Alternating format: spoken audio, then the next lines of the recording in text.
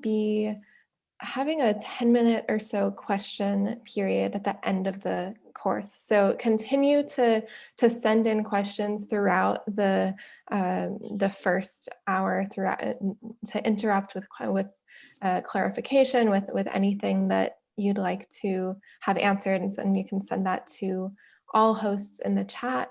But then we'll also be setting aside some time explicitly at the end for more questions. And yeah, with that, I'll hand it over to Jay. Thank you very, very much. So I'd like to welcome everybody back. I know that last time was kind of a rough ride with a lot of pretty intense philosophy happening. And we'll continue that rough ride for the beginning of today, and then it's going to relax a good deal after that. So you can know that you're close to through the really technical part of the course. But what I'm going to do today is to begin by a review of what we've done so far, focusing more on last time than on the first time. Then I'm going to pause for any questions up to this point, and then I'm going to move forward. So and the other thing is, as you just heard, we are going to schedule a little open question time at the end, but I don't want you to think that that is instead of my taking questions as we go along. That is in addition to my taking questions as we go along. And I really like questions as we go along, because that enables me to calibrate, to review material, to make sure that people are with me.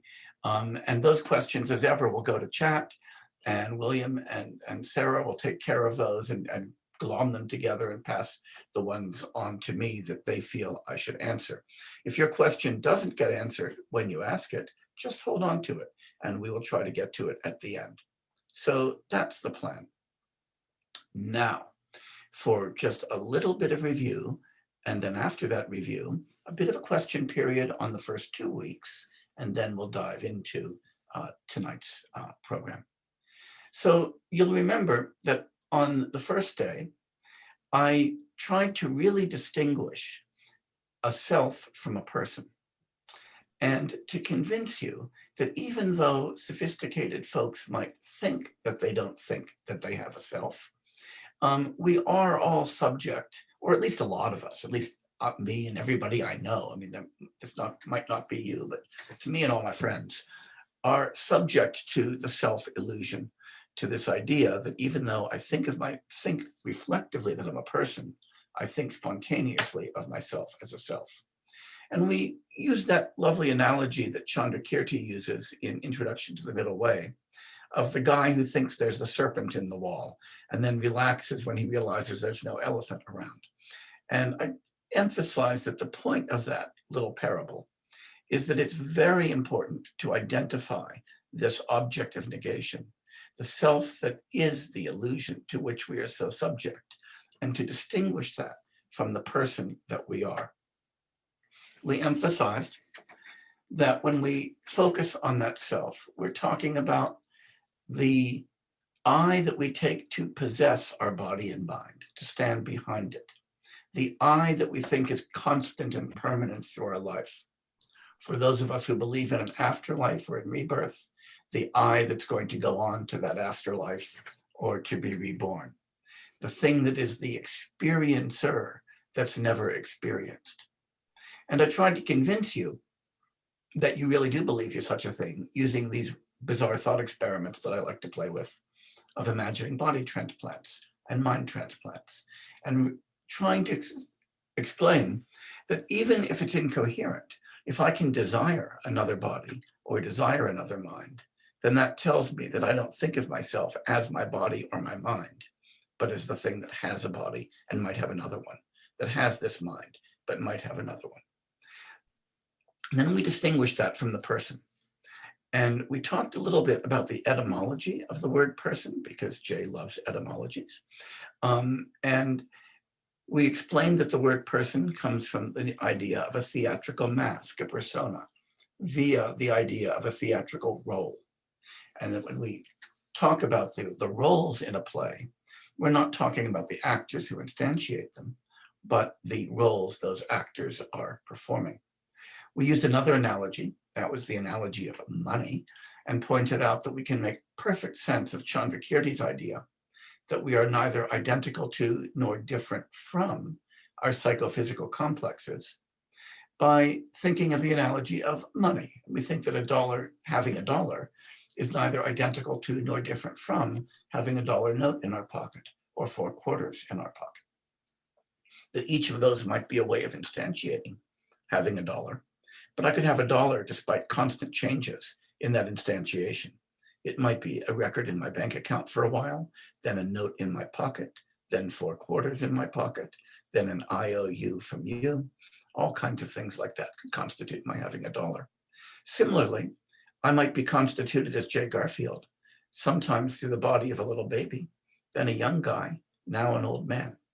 And those different instantiations don't affect my personal identity, but they mean that I don't need a self to run through that, just a kind of role that's being played, or even a series of different roles that are being played that are loosely connected. So that's what we really did in the first week. And now I'm going to move back to my slides and review to you quickly what we did last time before pausing for questions and then moving forward. So now I'm going to do the thing that we all dread in Zoom land now, where the presenter says, I'm going to share my screen with you. But I am going to share my screen with you. What can I say? And by now, you should be seeing the slides, and we're going to play them from the current slide. So you should be seeing the beginning of last week's presentation. And I'm not going to go through everything I did last week.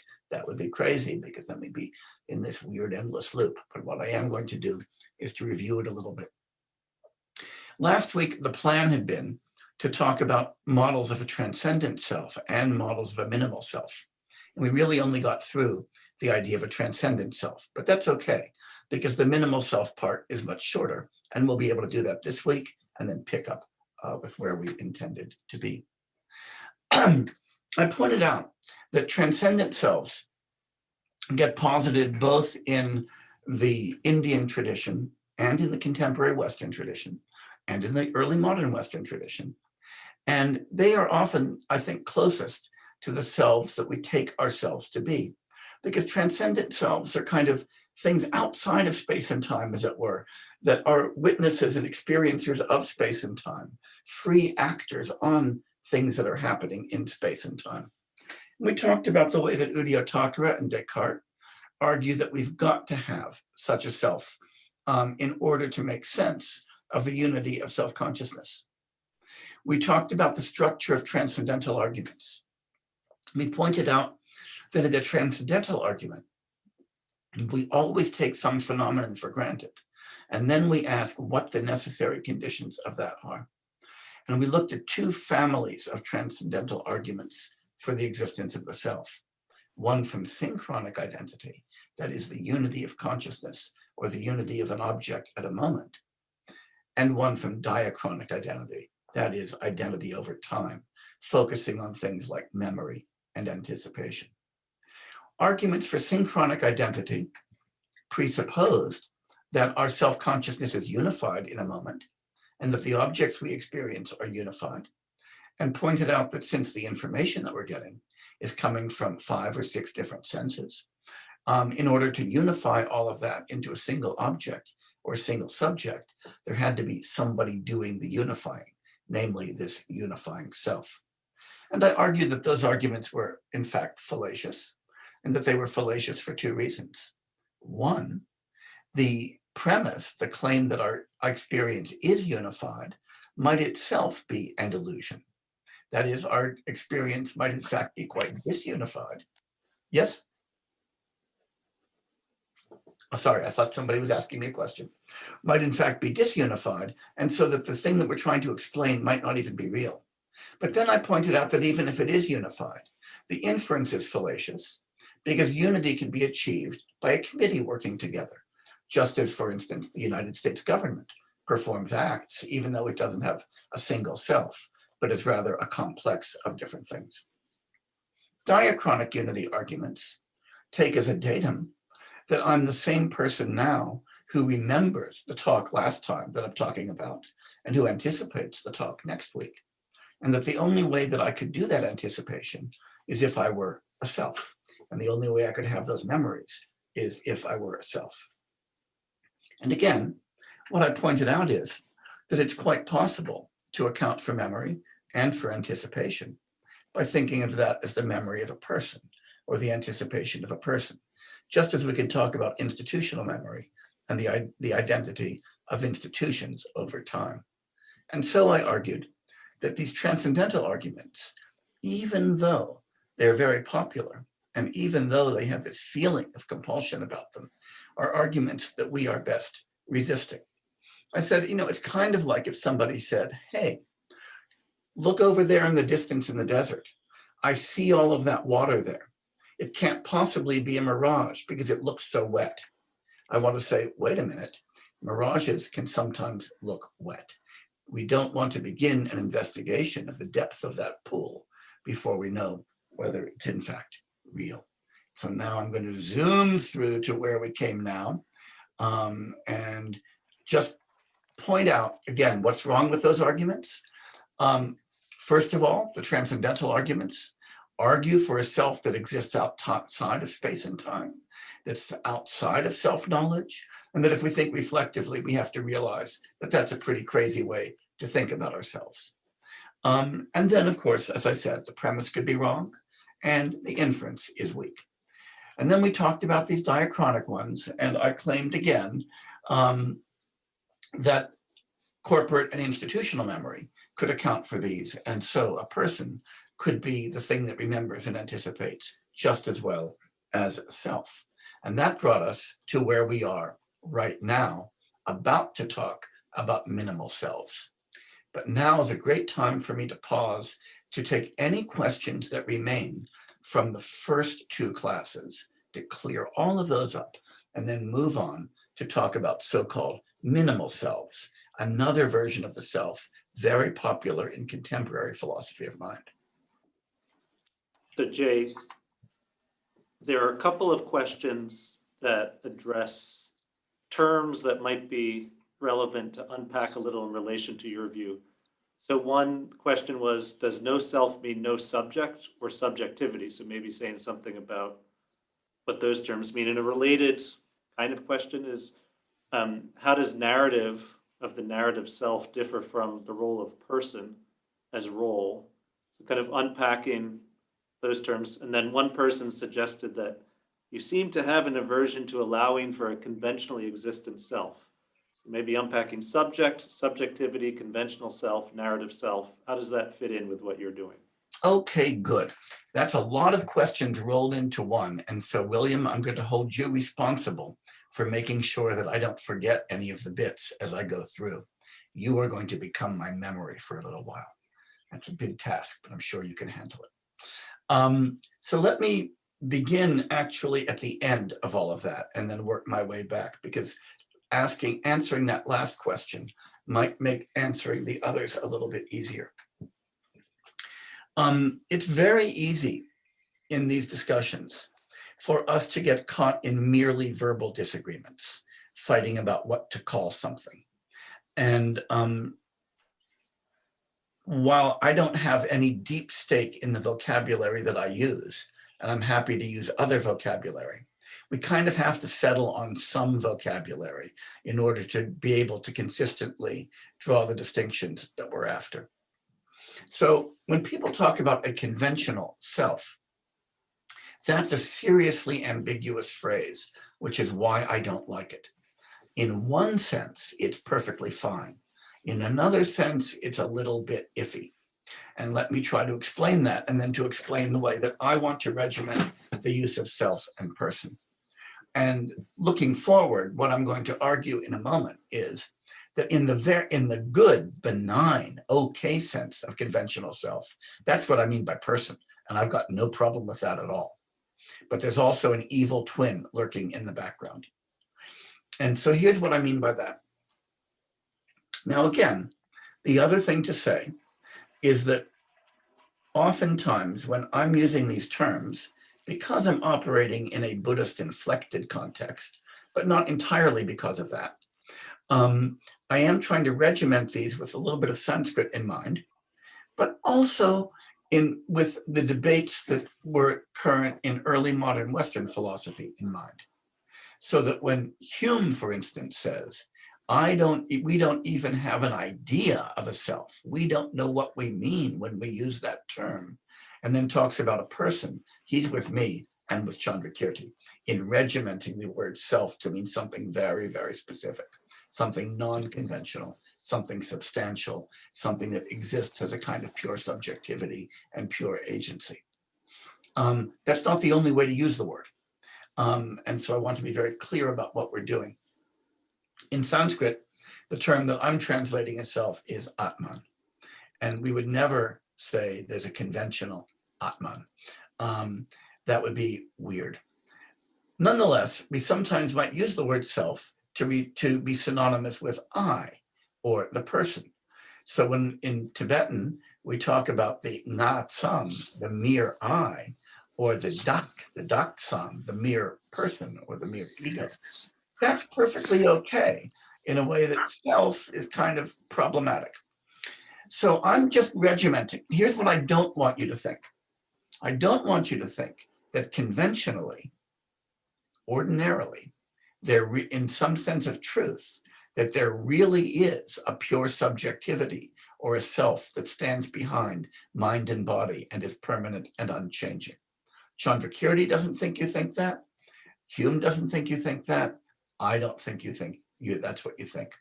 I think that our instinct, our atavistic instinct, is for something permanent, purely subjective, purely agential, that stands behind our experience. That's the thing that's our target. The thing that I want to argue exists conventionally is what I want to call the person. And that enables me to keep those ideas separate. Some people might think that we could have a three-way distinction.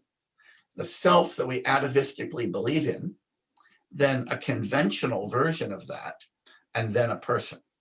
That conventional version of that, I don't want to have on the table. I don't think that makes any sense. Because I think that the moment we start talking about that thing, we're talking about something that transcends convention, and that it muddies the water to think about it conventionally. So I want a two-way distinction between the self we instinctively posit that stands behind anything that's conventional, and then the person, which is the thing that functions in the conventional world. If you want to call the person a conventional self, that's okay by me. That's your choice of words. But if you use those words, use them here to refer to what I mean by person. I think keeping the terminology clear helps to keep the philosophy clear. So that's the first thing, which was the last part of that question. William, remind me what the first parts were now that I've managed to erase my memory. Well, one of the questions was about what's the relationship between, does no self mean no subject? No subject, right, thank you. Okay, good. So I'm going to say the answer to that one is going to be a definite yes and no. So first the no and then the yes. I don't mean to say that in our ordinary experience, nobody is the subject of the experience that we're having.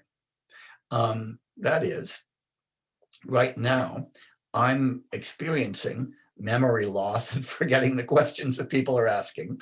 And now I'm remembering that question, thinking about it and talking about it. I'm the subject and the question is the object. And I think at a conventional level, that's perfectly fine. On the other hand, the moment we start talking about subjects and objects, now we are going to take a deep dive partly into Buddhist phenomenology and partly into just good old reflective thinking. We start implicating ourselves in what we call subject-object duality. And I think that that is as illusory as the self and is deeply implicated with the self. That is, the moment we start thinking about a self, we project a subject-object duality that puts the world on the object side and this transcendent self on the subject side. And that, I think, is a deep illusion. It's a deep illusion for a number of reasons. But here's one of the reasons for that. it takes that structure of our experience that we kind of conventionally represent in terms of subjects and objects to be a primordial or a transcendent aspect of our experience instead of something that we construct and that we impose. And one of the things that we learn by reflecting on our own consciousness, on our own cognitive processes, is that what we have is a constant flow of experiences and a constant embeddedness in a world that we experience. And when we try to separate out the subject and the object there, that's actually very difficult. We're going to talk about that in much more detail later today, but definitely next time. So I think that subject and object are constructions. They're constructions that are kind of useful for a lot of purposes, but it's easy to confuse something we make for something that we found. That's what I think of as the primal confusion that lies at the root of samsara. And so those of you who are coming at this from the Buddhist perspective will remember that in both the Madhyamaka and the Yogacara tradition, non-dual experience is thought of as the primordial nature of experience, with dualism as a construction that then becomes illusory if we forget that it is a mere construction. So when I say yes and no, I mean, yes, ordinarily we don't want to deny subjectivity. But that subjectivity, I think of as an embedded subjectivity, not as a subjectivity that primordially involves the distinction between subject and object. That, I think, is an illusion. And the pure subject standing behind, that's the self. That's the one we need to watch out for. So what I want to do is, just as I don't want to confuse persons with selves, I don't want to confuse ordinary subjectivity with a strong subject-object duality and a distinction between a transcendent subject and a manifest object. Does that basically handle those questions, or have I forgotten a piece of it now, William? There was the narrative one, but maybe in The narrative one. In time, I mean, you could answer it or not, because I'm gonna be cheap on that one. I'm gonna say, guess what? In about 15 minutes, we're going to come to narrative selves as versions of minimal selves. And that's when I'm going to talk about that. great. So I promise I will get to that one, but not quite yet. Any other questions so far? It looks like a couple more. One, another around the terminology that you're using. Why is it that you're using the word instinctively? What does that instinct refer to? And then a logistical question of, would you mind backing up to the last slide? So I wouldn't mind that at all. There's the last slide, and that's the one. So the first question, God, my mind just went totally blank because I got stuck on the last slide. Remind me the term? Oh, instinctively. Instinctive, thank you. Okay. Here's what I mean by that. When I think about primal confusion, that fundamental klesha or dysfunction that is at the root of samsara, or when I think just about ordinary illusion, like falling for the Mueller-Lyer illusion, the illusion that I talked about a lot on the first night, or any of the millions of illusions to which we succumb, I think of those as kind of artifacts of the way that evolution has constructed us. We've been constructed badly, kind of like kludged together over millions of years of evolution, not to be perfect instruments to register reality just as it is, but rather to live long enough to reproduce and support our kids long enough for them to reproduce. That's what evolution wants us to do. And sometimes illusions are just fine if that's all you're trying to do. You don't need to be perfect to do that, as many of us are painfully aware. So just as our visual system is wired to succumb to the Mueller-Lyer illusion, just as our auditory system is wired to hear language in terms of phonemes rather than just a sound stream, we're wired for all kinds of projections, illusions, and superimpositions. And one of those, I think, is the illusion for a self. I don't think it's an accident that almost everybody takes themselves to be a self when they're actually a person. Now, one explanation for that might be, hey, we're really all selves. The problem is, as both Buddhist philosophers and a lot of Western philosophers have pointed out, that's a pretty incoherent view. Better to think that just as we're wired for the Mueller-Lyer illusion, we're wired for the self-illusion. And so I think of it as a cognitive instinct, an instinct to posit a self whenever we need a referent for an emotion, whenever we need a referent for an agent or something like that. Hume thought that too, and I think he was roughly right. But the fact that it's an instinct doesn't mean that it's a good instinct. Lots of our instincts, as I've been emphasizing, are instincts for illusion. And I think this is no different. Just as we succumb to perceptual illusions, we succumb to cognitive illusions. Just as the reason that we succumb to perceptual illusions is because of the imperfect architecture of our perceptual systems. The reason we succumb to cognitive illusions is the imperfect architecture of our cognitive and our affective systems. Any other questions remaining?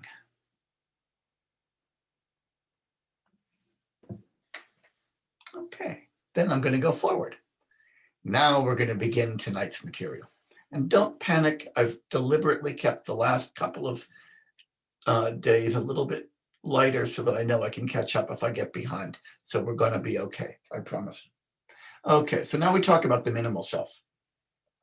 One version of the minimal self is a resurrection of this very old idea of reflexive awareness. The idea that whenever I'm aware of my own awareness, and that requires the awareness of the aware self. A second that we're going to be looking at comes from the phenomenological tradition of Edmund Husserl through Dan Zahavi, its most ardent current proponent, this idea that our experience always involves what Dan calls for-me-ness.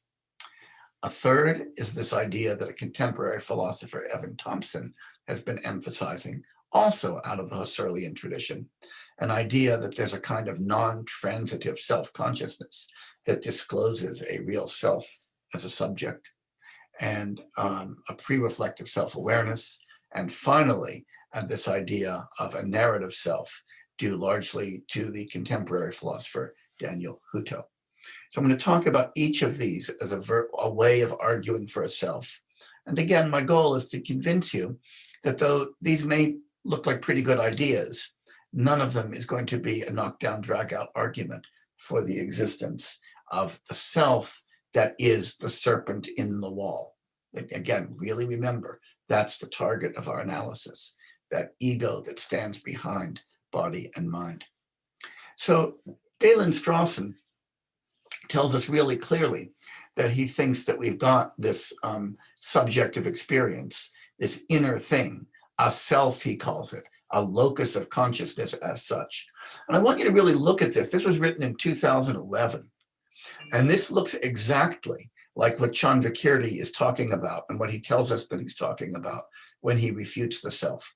And I think that's important because oftentimes people think that Buddhist philosophy is one universe and Western philosophy is another universe, and that they're talking about different things or doing different things.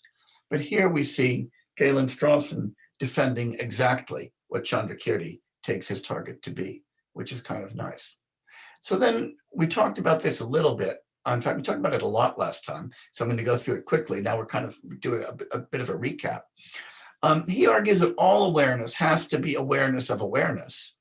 And the reason for that is that he thinks that if you're aware of something, you have to be aware that you're aware of it, or you're not aware.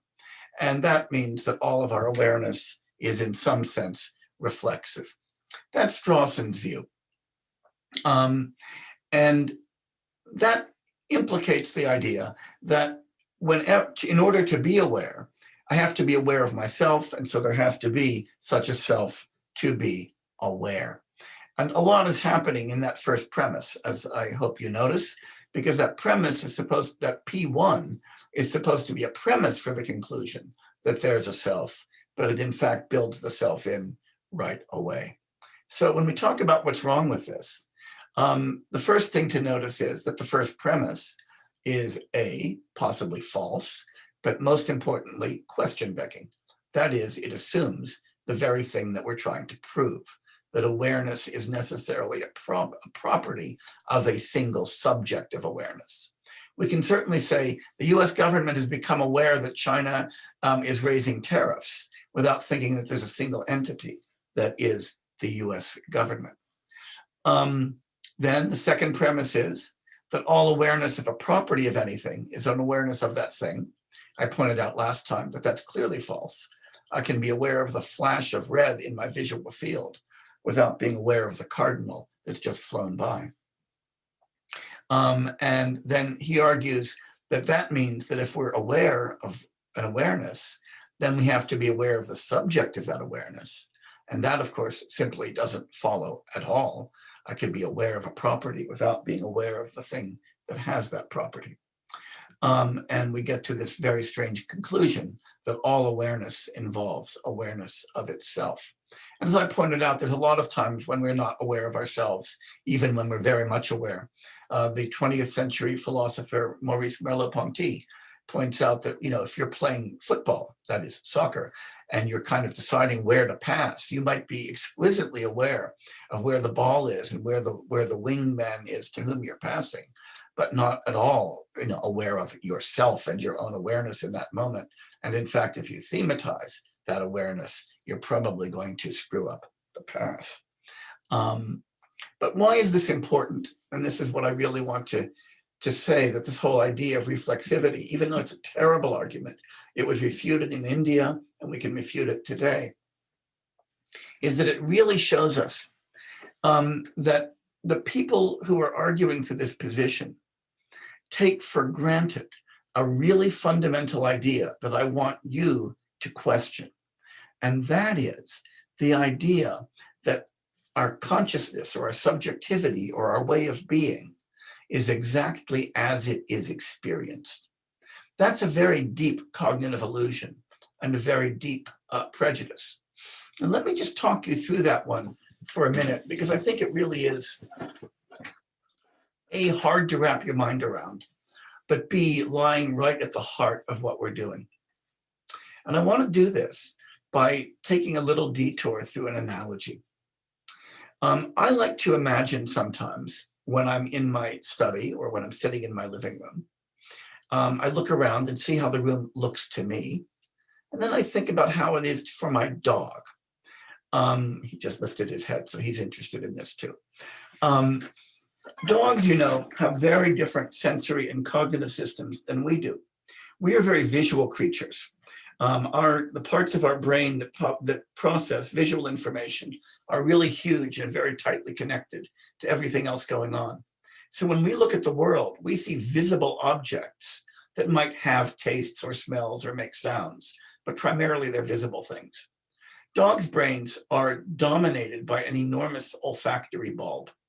And when we look at MRI imaging of dogs' brains, we recognize that they experience a world as volumes of smell that might look in a particular way or sound in a particular way, but the primary kind of object are volumes of smell that are changing over time, just as we see visual objects changing over time and moving.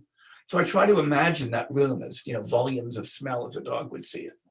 And then I imagine an insect, like a bee, flying through. Bees see in the ultraviolet and the infrared range. They see colors we can't possibly see, and they see them with compound eyes that fractionate the world in all kinds of ways.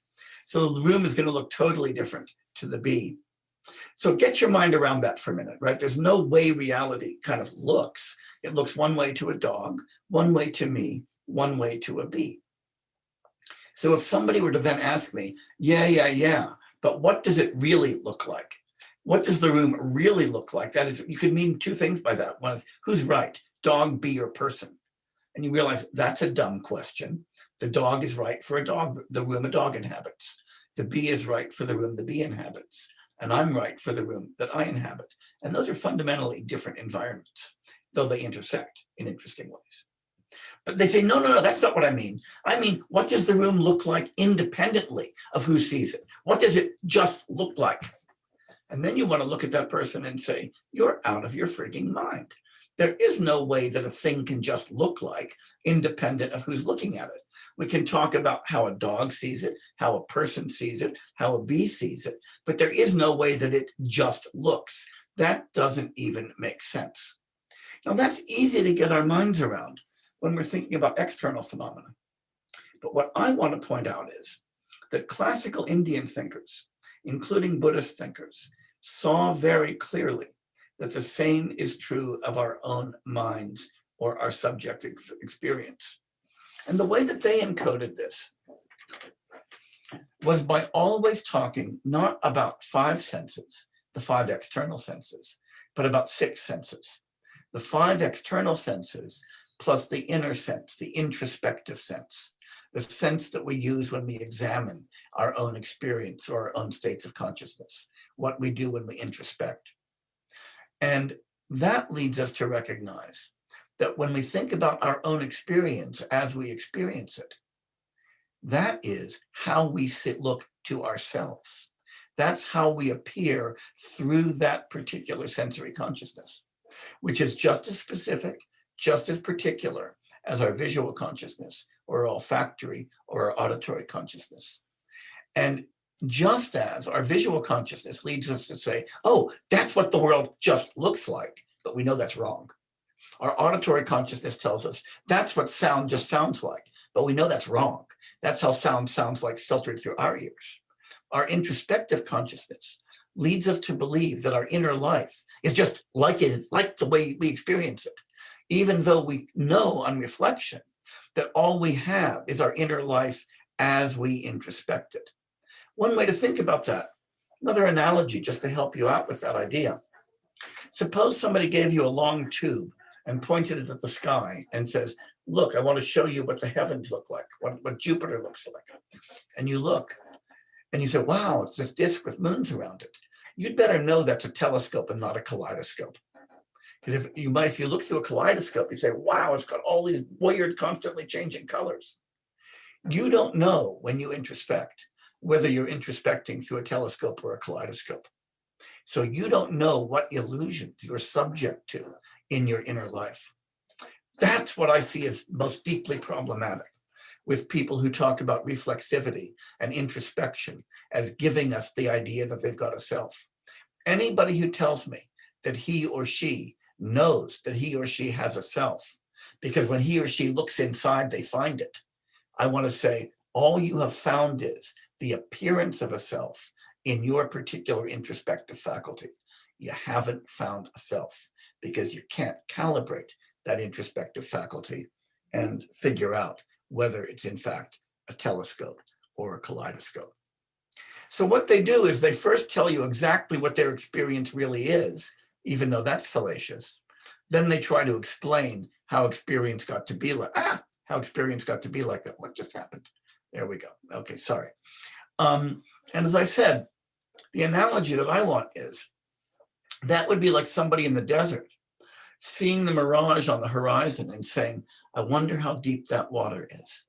Or to take the analogy that we used 2 weeks ago, to look at the 2 lines of the Mueller-Lyer illusion, watch the arrowheads being drawn and asking, how could those arrowheads change the length of those lines?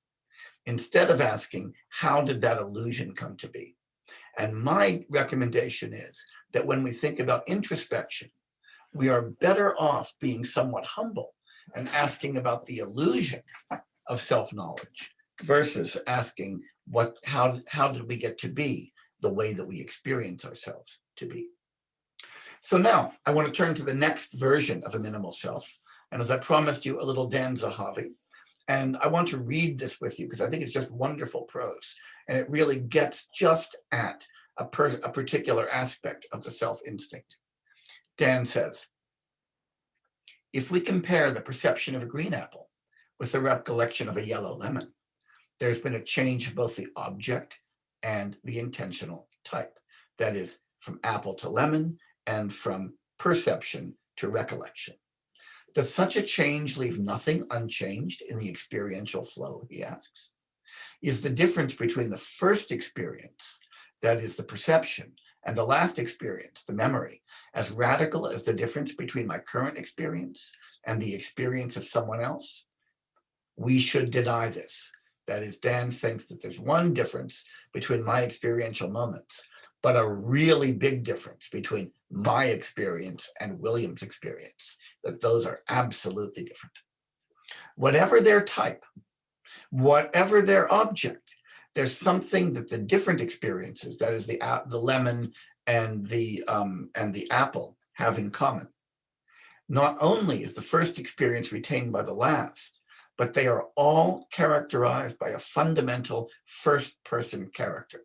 So that when Dan says, when I see the green apple, or I remember the yellow lemon, there's a first-person character to those experiences.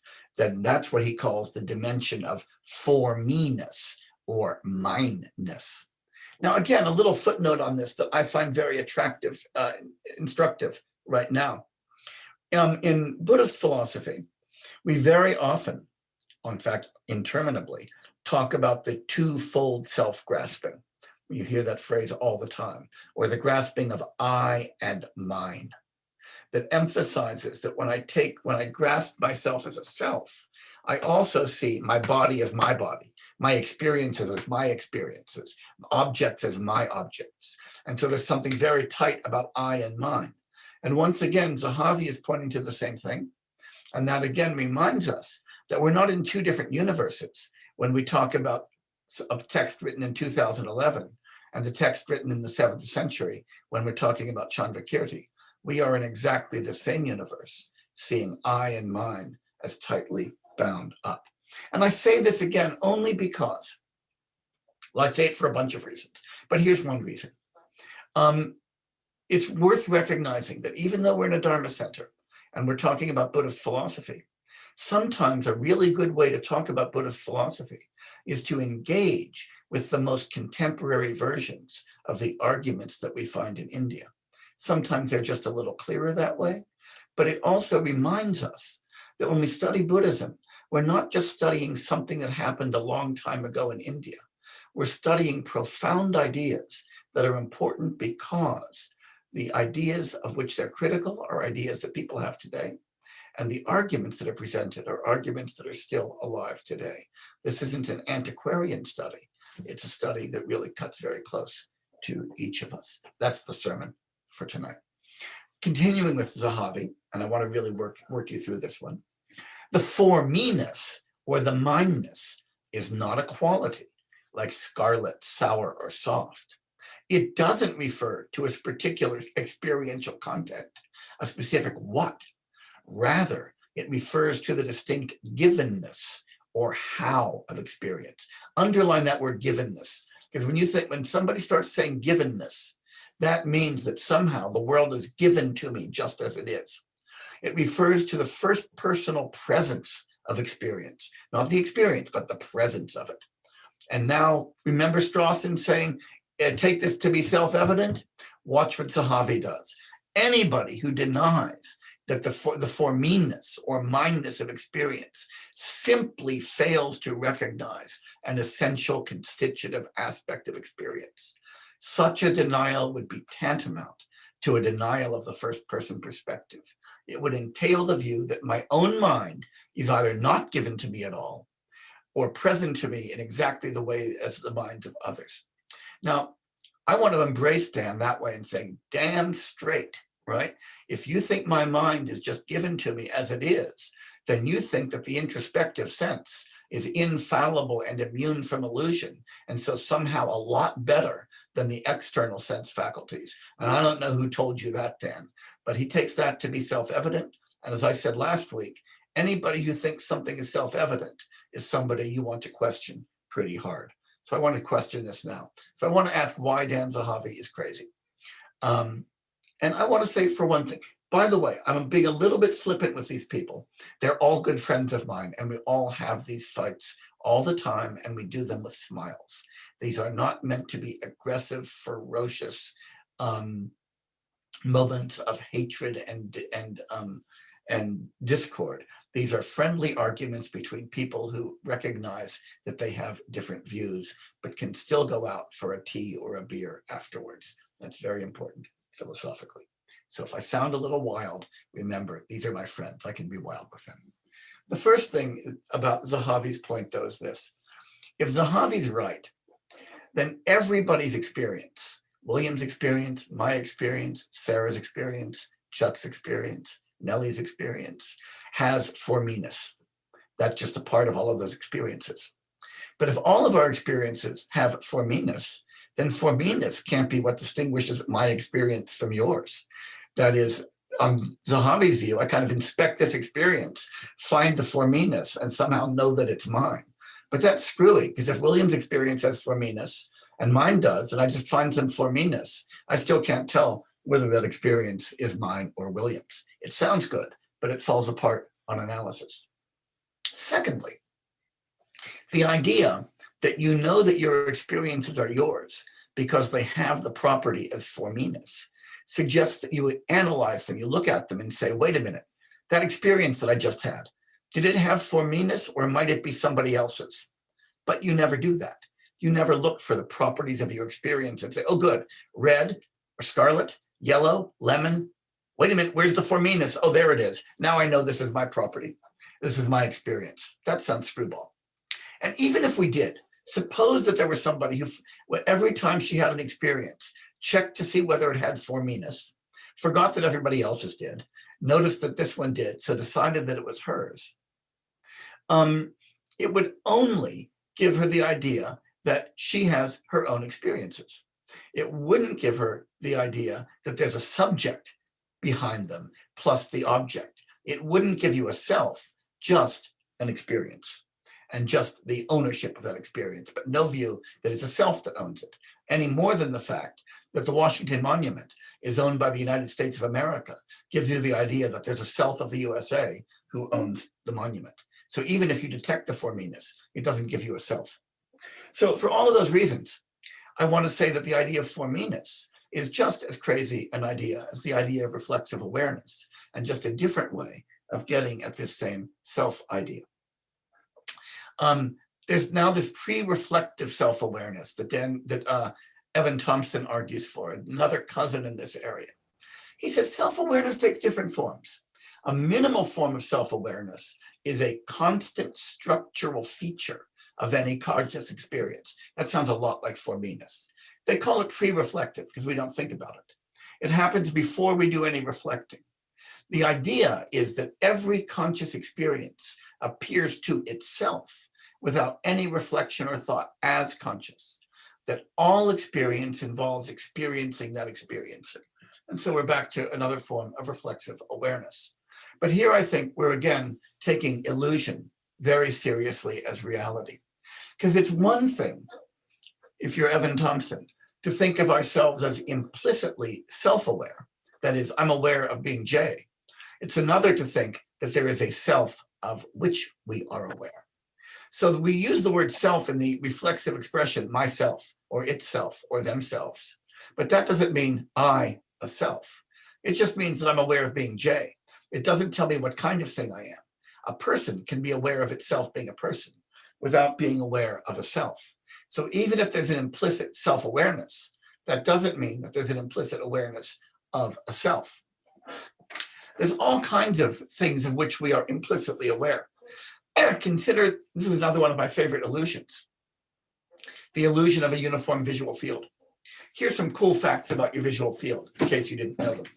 One is there's a hole in the middle of it where your optic nerve comes in, a blind spot that you're not aware of at all. So your visual field is a donut, not a plane. The second is that color receptors in your eye only receive color in the center of your visual field, only in about 15% of it. 85% of your visual field is received in black and white. Now, most of the time, we're not aware of this because we're constantly filling in the color, we're filling in saccades, we're filling in the hole. So we have an illusion of a uniform field. We're aware of that uniformity, and that's fine. But there is no primordial uniformity of which we're aware. That's something we construct, not something we detect. Similarly, if we take ourselves to be always aware of a self as a subject, we should remember that that's something that we construct, not something that we find. The illusion is the illusion of its reality. The reality is the reality of something that we construct as a response to our experience. Moreover, I want to say, most of the time, honestly, we're not even implicitly self-aware. We're just aware of the stuff around us. If you're constantly implicitly self-aware, I want to say, get over your narcissism and pay attention to the world around you. And that's especially true if you're deeply involved in an activity. Imagine you're looking deep into your lover's eyes and you're thinking, I'm looking deep into my lover's eyes. You have screwed up the moment. Trust me. That's why your lover just dumped you, because that's what you were thinking when you looked into your lover's eyes. Get over that narcissism, Evan. And moreover, if we really did have to be aware of every awareness, as Thompson says, there's a vicious regress looming. Because if I have to be aware of my awareness in order for it to be awareness, I have to be aware of the awareness of my awareness in order for that to be awareness. And for that to be awareness, I've got to be aware of the awareness of my awareness. And we're off on a very, very nasty regress that doesn't have an obvious end. Something, by the way, that Chandrakirti pointed out in the 7th century. And again, suppose it was all right, that we have the regress, and we've got an infinite number of awarenesses, that we're always consciously self-aware, and that we're aware of every awareness. That would still not get us to a self. All it would get us to would be moments of self-aware awareness. So again, we don't get to a self that way. That's the elephant, as I said, not the serpent. If you think, oh my gosh, I know I've got a self because what I've got is something of which I'm aware, you've got the elephant in the room, not the subject that stands behind it. And one way to think about this is that subject that's supposed to be there, that's supposed to be the subject of awareness, never an object of awareness. That's supposed to be the agent, never the object of action. So, Jay, there are a few questions. Oh, good. Is this a good time to? This is perfect, because what I was about to say was, we've just finished that material from last week, and now's a perfect time to pause for questions. So there are a handful of questions that are getting at the suggestion that we don't have access to reality as such. Good. What about testing our awareness to see if it is accurate? Mhm. If we don't know what ways we are deluded or in error about our experience, how can we make corrections to our understanding? Yeah. The whole series, there's a dozen questions along these lines. Okay. Those are very good questions. Including one, referencing this kind of common phrase, seeing things the way they really are. How does this impact that? So Yeah. maybe you could take on some of those. That's good. I would love to do that. And I'm going to do that right now then. Okay. And this is also something that I think is really important for people who are engaged in serious practice that involves awareness, say, of one's own mind, or the control of attention on external objects, as many of us who are involved in Buddhist practices are.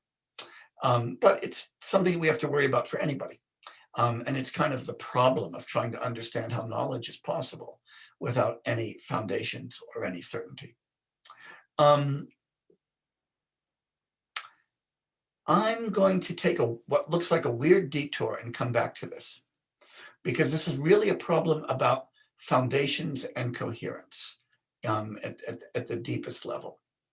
There's an aphorism that is often attributed to the Chinese Zen philosopher Hakuin, that is, I am told by good Hakuin scholars, almost certainly a misattribution, but that's okay. It's common enough that we can now call it pseudo-Hakuin, like the stories we tell about George Washington, right? The cherry tree and all of that. It may be false, but it's told often enough that we can still keep using it. It's said that Hakuin, when characterizing what we call in the Zen tradition, the great death, the casting off of body and mind, the realization of no self, says that it's called the great death because it's like leaping off a very tall cliff. And it seems terrifying at first, until you realize that nobody has ever been hurt by falling. You only get hurt if you hit the ground. And of course, Hakuin's point is that there is no ground. There's no foundation. There's no basis of experience. There's nothing to hit. There's a similar line in the 8,000 line Perfection of Wisdom Sutra that says that bodhisattvas learn to tolerate the groundlessness of all things, the lack of any foundation. And so you bodhisattvas are going to learn to tolerate that now. And we're going to talk about that. When we think about knowledge and correction, both within a Buddhist tradition, Madhyamaka tradition in particular, the tradition of Chandrakirti, in which I'm operating right now, but also in many Western epistemological traditions of thinking about knowledge. We don't think of knowledge as being validated because we have a primordial or indubitable ground that serves as its foundation. Nagarjuna put that point very beautifully in his text called Reply to Objections, Vibhahavyavartani. He said that objects of knowledge are supported by the instruments by means of which we obtain knowledge. The instruments by means of which we obtain knowledge are validated by the objects of knowledge. So so if you think about our eyes, we know that our eyes are working because we see physical objects. We see physical objects and know that they're physical objects because we know that our eyes are working. So when I go to the ophthalmologist and she tells me, yeah, your vision is whatever it is, I believe it because she tells me that. But really what I believe is sounds that are in my ears. And I need my audiologist to tell me that my ears are working so that I know what I heard from my ophthalmologist who tells me that my eyes are working. Then I believe on the basis of what I see on my eyes that there are physical objects around me. And I know that my eyes keep working because I keep seeing those physical objects. But if somebody tells me, guess what, Jay, there's really nothing in front of you, you're hallucinating, then I say, wait a minute, did I really hear you correctly? I'll go back to my audiologist and so forth. So what we do is we validate one piece of provisional knowledge by looking at another piece of provisional knowledge. We validate our senses by being comfortable that they're delivering us objects. We validate our sense of the reality of those objects by checking them against our senses. And we never have a completely independent ground. We just have a big network of interdependence, of dependent origination in the domain of knowledge. The metaphor that we very often find in Buddhist texts about this is they say that the objects of knowledge and the instruments of knowledge support each other like sheaves of grain stacked up against each other. So if you've got 3 big sheaves of grain and you don't want them to fall on the ground, you make a little teepee. But there's no fundamental, it's not that one of them is supporting the other 2. Each 2 is supporting the third one. And that really is the way that we need to think about this. But that means that if we were to ask, again, that following question, what is the world really like, independent of how it appears to our sensory and cognitive apparatus? That's the question, the worm on the hook that is dangling in front of us that we want in order to know, okay, my eyes are working because they see the world as it is. My ears are working because they hear sound as it is. My mind is working because it conceives things as they really are. Recognize that that's crazy. And that's one of the deepest teachings of Buddhism. That's the idea that there's no ground. That's emptiness in the domain of knowledge and epistemology. So the best we can do is say, my sensory information corresponds to that of William's and Susan's and Nellie's and Chuck's. That Susan's conforms to mine and William's and somebody else's. And that we get this net of confirmation, which we call a kind of coherence model or a mutual support, not a foundation. But that if we ever ask, gee, do all of those means of knowledge conform to the world as it is independent of any means of knowledge? Recognize that that's not even a question. That doesn't even make sense. That's like asking, what does the world look like? Not to the bee, not to the dog, not to me, but just on its own. And then to what degree do we each get it right? That's a crazy question. So the calibration, the validation, the refinement of our knowledge comes by rubbing bits of provisional knowledge together and putting them together to get further provisional knowledge. conventional knowledge. The word in Sanskrit, vyavaharika, knowledge that comes up through ordinary transactions and interactions. It doesn't ever get us beyond what our instruments of knowledge can give us to the direct presentation of a world. And I want to emphasize, that was the point that I was making before, when I talked about the necessity to remember that even in introspection, even when we access our own minds, we access it through a cognitive instrument. And so all we can know about our minds is how it appears to the instruments by means of which we examine it. The idea of what it's like on its own doesn't make any sense at all. And I really mean that. It's not that our sensory faculties are bad, so they don't get us reality as it is. It's that the very idea of reality as it is doesn't make any sense. That's Nagarjuna's insight, that everything is empty of any intrinsic identity, of being some particular way. We can only talk about reality as it appears in some conventional epistemic structure. That's hard stuff, and that's hard stuff to keep your mind around. But notice that it makes sense. I'm not asking you to take this on faith. I'm asking you to think about the relationship between perception, conception, and its objects, and to convince yourself that all you get in perception are objects of perception. All you get in conception are objects of conception. And you can't put the perceptions up against reality and ask whether they're accurate. You can only put one perception of reality up against another perception of reality and ask if they're the same or different. That's as far as you're ever going to get. Reality itself, that givenness that we saw Dan Zahavi talking about, that's mythological. Other questions at this point before I move into ethics? Sarah, did you have one you wanted to ask?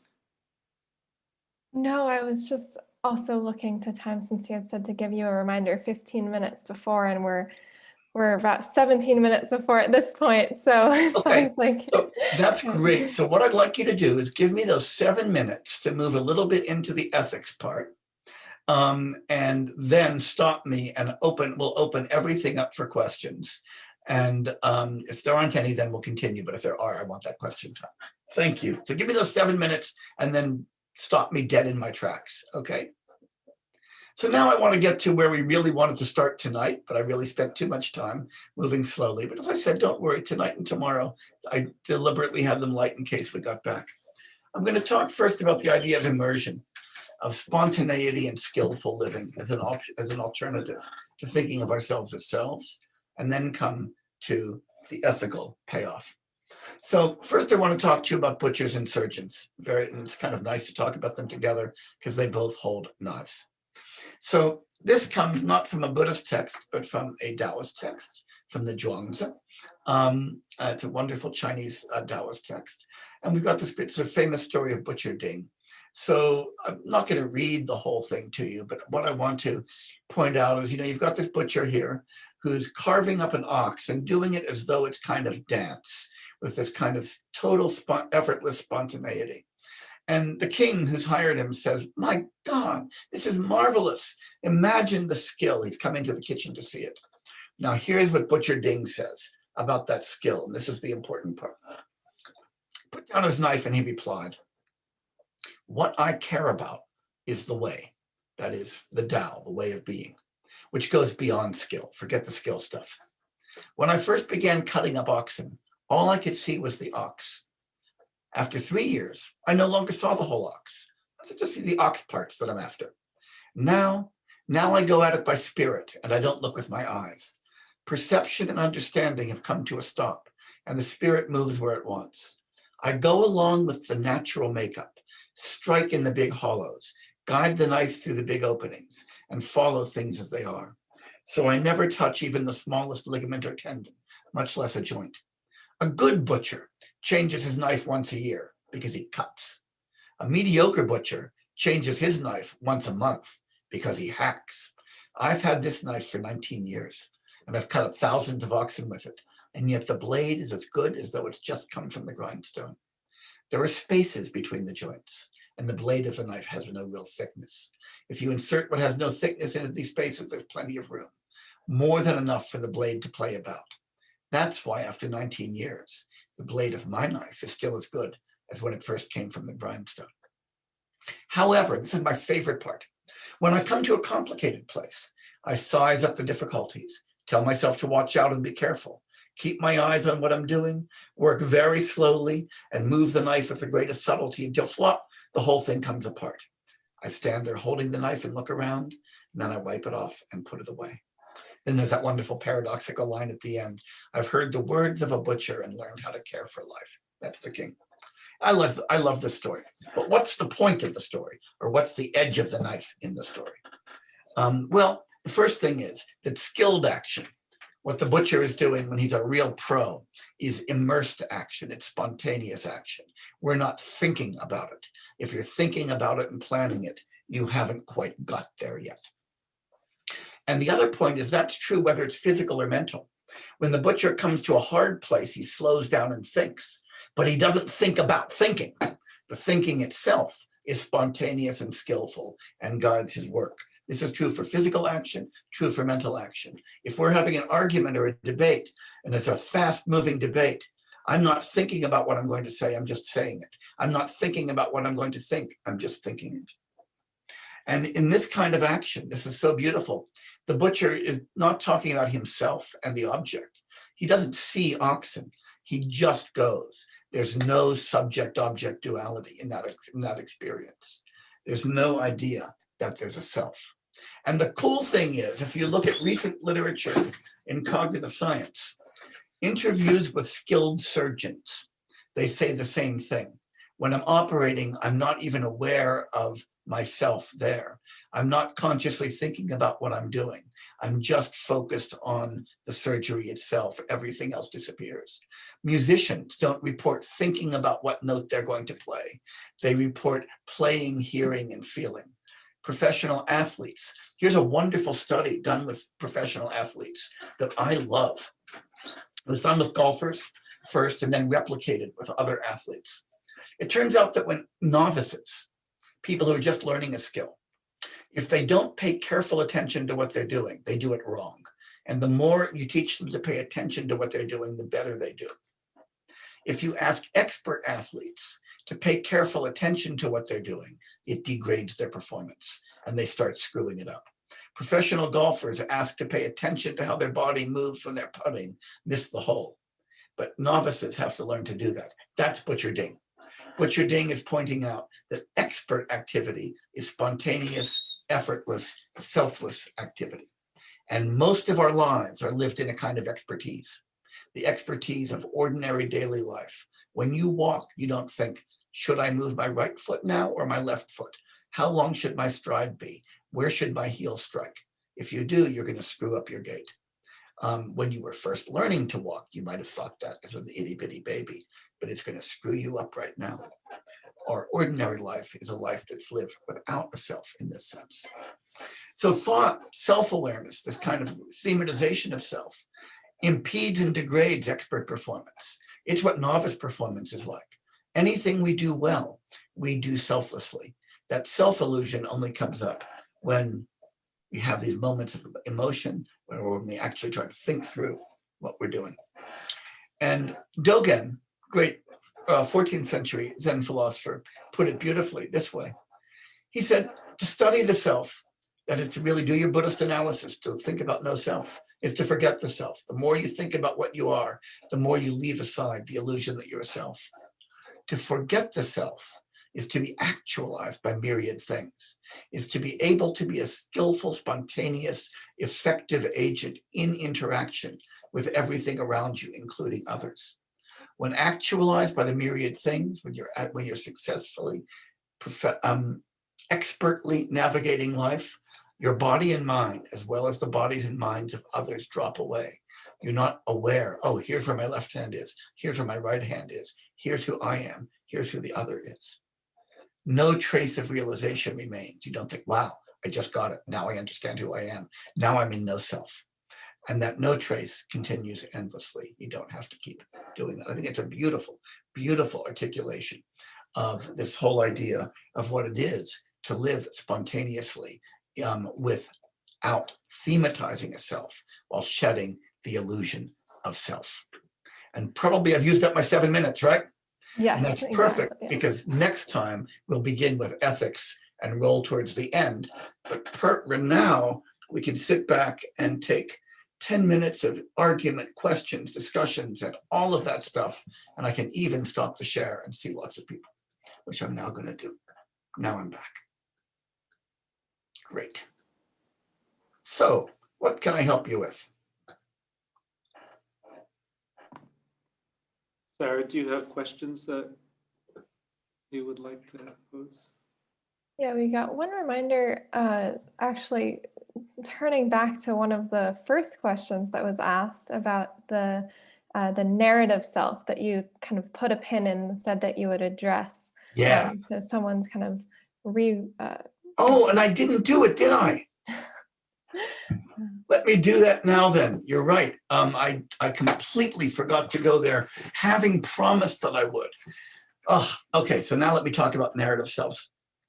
The idea of a narrative self, which is something that is actually getting a lot of attention in contemporary literature, I think is a great example of confusing the elephant and the snake. And here's what I mean by that. There's something very deeply right about the idea that our identity is a narrative identity. And you'll probably notice that I was really moving in that direction when I used the analogy of a character in a play or a character in a story as an analogy for a person. That is, it's the narrative that gives us our identity. And so some people, and the person who's best known for this is the contemporary philosopher Daniel Hutto, but Dan Zahavi has actually talked about narrative selves as well, and others have, so it's not just Hutto's own property, have said that that's exactly what the self is. Dan Dennett actually made a point like this a long time ago in his big book, Content and Consciousness, where he talked about the self as a center of narrative gravity. So the idea is that, yeah, we can say what the self is, what I am, what the thing is that has a body, that has a mind, all of that. It's just a character in a narration. Now, I want to say on the one hand, yeah, and on the other hand, no. Here's what I want to say. Yes, the person is a character in a narration, and that's fundamentally in what our identity consists. And that's something that Hume saw. That's something that Chandrakirti sees. It's something that we have running through this discussion of person, not self. So yeah, if you want to think about the nature of your identity, think of the identity of a character in a narrative. But when you find that narrative identity, you haven't found the serpent in the wall, the self that is the permanent, unchanging, primordial thing behind the narrative, the thing that has the body, that has the mind, that tells the story, right? Because that's the thing that we instinctively think that we are. Nobody instinctively thinks, oh, I'm a character in a story told by no particular author. And that's all I am. That's not instinct. That's the result of a lot of philosophical reason. And then when I say, you asshole, you say, no, who are you calling an asshole, right? There, the self idea has just come right up, right? Or when you climb the mountain and you say, I did it, I'm on top. You don't say a character in a narrative just climbed a mountain, how cool. You say, I did it. And the pride hits right there. So that thing that our affect attaches to, the thing that we think of as standing behind body and mind, the thing that we think of as that free agent or actor, that's not a narrative character. So what I want to say that those who propose narrative accounts of identity is that you've got a great account of personal identity, but you've confused the self, the serpent with the elephant. And what you've done is you've described the elephant and said, you see, there's no serpent in the wall, but you haven't identified the serpent and explained why it's not there. So I've got no problem with narrative identity. I just don't want you to confuse the person that has the narrative identity with the self that we're trying to deconstruct. That's why I want to keep these terms so carefully distinct from one another. Thank you for pushing me on that, because I had completely forgotten to do that at the moment when I intended to do it. One more piece of evidence of my deep imperfection. Other questions that I can answer now? I have a question, Yeah. and it's a little bit off as a sidebar, but That's okay. I've been reading things about people's experience with psychedelic drugs, Yeah. and they often report this sense of no self Yeah. as a consequence of these particular drugs, particularly psilocybin. Psilocybin, yeah. Yeah, psilocybin. So Acid will do it too. yeah, LSD. So I wonder if you've thought about any of this or have any thoughts about this. Yeah. I'll tell you a funny story first, then I'll be serious. A long time ago, I was at a meeting that I enjoy attending of the Yogacara study group at the AAR, the American Academy of Religion. So all these folks are sitting around who like to think about Yogacara Buddhism, which is the mind-only school of Buddhism. And somebody said, how many of the people in this room did way too many psychedelics when they were young? And almost every hand went up. And there's this, old joke that people who do too many psychedelics end up doing Yogacara Buddhist studies, where we start learning about the dissolution of subject-object duality and all of that stuff, right? So anyway, that's the amusing part of it. But the serious part is that I'm not sure exactly what to think. I mean, I believe very deeply that the self and subject-object duality are superimposed illusions and not primordial realities. And I think that's the right way to do that. And I think that if psychedelic experience can give you a window into that and convince you of that, that it's a really good thing. But I don't want to give psychedelic experience any more epistemic authority, any more status as the way to get at reality than anything else. And I also want to suggest that a lot of psychedelic experience is pretty damned illusory, right? I mean, by definition, these are hallucinogenic drugs. And something that's giving you hallucinations is by definition not putting you in direct touch with reality. So I guess I'd want to say, if the consequences of you're doing some psilocybin or some acid, whatever else you're doing, ketamine is another drug that people have been using in this direction. If the consequences of that are that you get a deeper understanding of no self, then that was experience well worth it. But if the consequence is that you think, oh, this chemical has put me in direct contact with reality, then I think you're on your way to a pretty serious and unfortunate relationship with chemicals, and it's time to step back. I mean, after all, we know that these are things that are doing things to degrade some of our ordinary senses, so we should be skeptical of what they give us. On the other hand, if they give us something good, don't turn it down because you got it from a chemical, right? I mean, oxygen's a chemical, and I don't decide not to breathe it for that reason.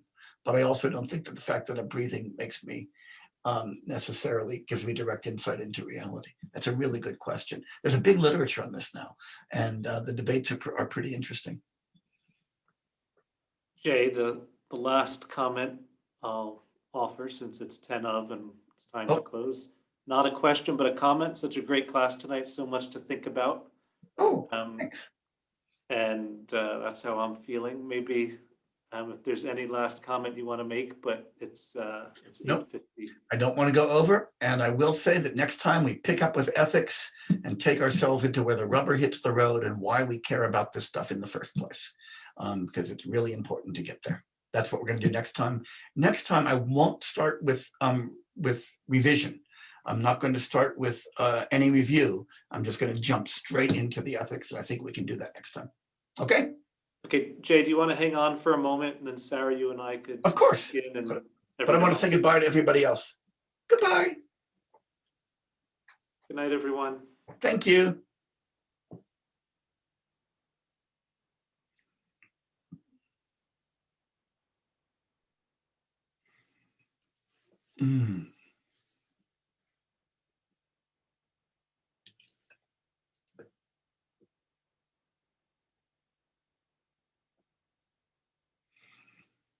Mm.